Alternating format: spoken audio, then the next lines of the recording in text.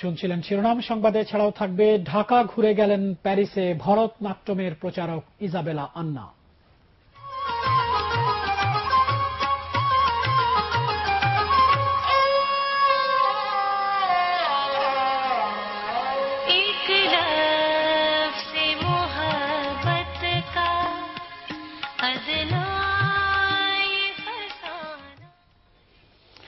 এবার পুরো খবর। দলের স্থায়ী কমিটির সদস্য সালাউদ্দিন কাদের চৌধুরীর গ্রেফতারের প্রতিবাদে আগামী রোববার রাজধানীর মুক্তাঙ্গনে এবং সোমবার সব জেলায় বিক্ষোভ কর্মসূচি ঘোষণা করেছে বিএনপি।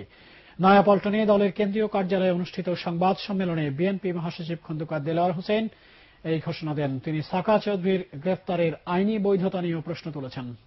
আবু দারদা জুবাইরের রিপোর্ট। নয়াপল্টনে বিএনপির কেন্দ্রীয় কার্যালয়ে যৌথ সভা শেষে এক প্রেস ব্রিফিংয়ে বিএনপি মহাসচিব বলেন, বিরোধী দলকে স্তব্ধ করার পরিকল্পনার অংশ হিসেবে সরকার নানা অপকৌশল নিয়েছে। তিনি বিএনপি নেতা সালাউদ্দিন কাদের চৌধুরীর গ্রেফতারের কড়া সমালোচনা করেন। ওয়ারেন্ট ছাড়া হিয়ারিং পেন্ডিং অবস্থায় গাড়ি পোড়ানো মামলা আর একটা ফারুক হত্যা মামলা তাকে অ্যারেস্ট করে নিয়েছে। এই মামলা তো হয়েছে কবে, কত আগে।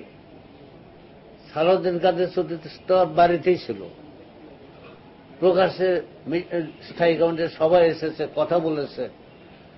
এই মামলা যদি উনি জড়িত থাকবেন, এভিডেন্স যদি ট্রান্সফার করে থাকতো আগে, তাহলে তো আগেই গ্রেপ্তার করতে পারত।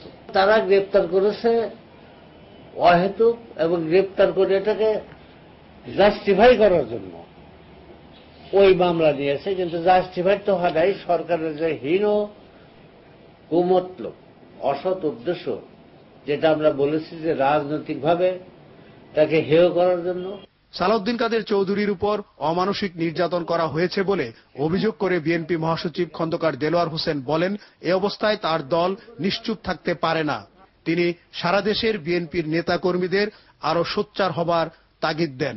ও তার উপর সরকারি নিরাপত্তা বাহিনীর ভয়াবহ নির্যাতনের প্রতিবাদে আগামী রবিবার ঢাকার মুক্তাঙ্গনে বিক্ষোভ সমাবেশ হবে এবং 20 ডিসেম্বর সোমবার সারা দেশের জেলা সদরে বিক্ষোভ সমাবেশ ও কারাবন্দী সালাউদ্দিন কাদের চৌধুরীর মুক্তির দাবিতে জেলা প্রশাসনের নিকট স্মারকলিপি পেশ।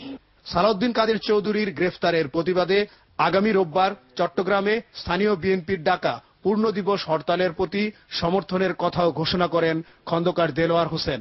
এ সময় বিএনপি নেতাদের সাথে সালাউদ্দিন কাদের চৌধুরীর পরিবারের সদস্যরাও উপস্থিত ছিলেন। আবু দারদা জুবাইর, এটিএন বাংলা, ঢাকা।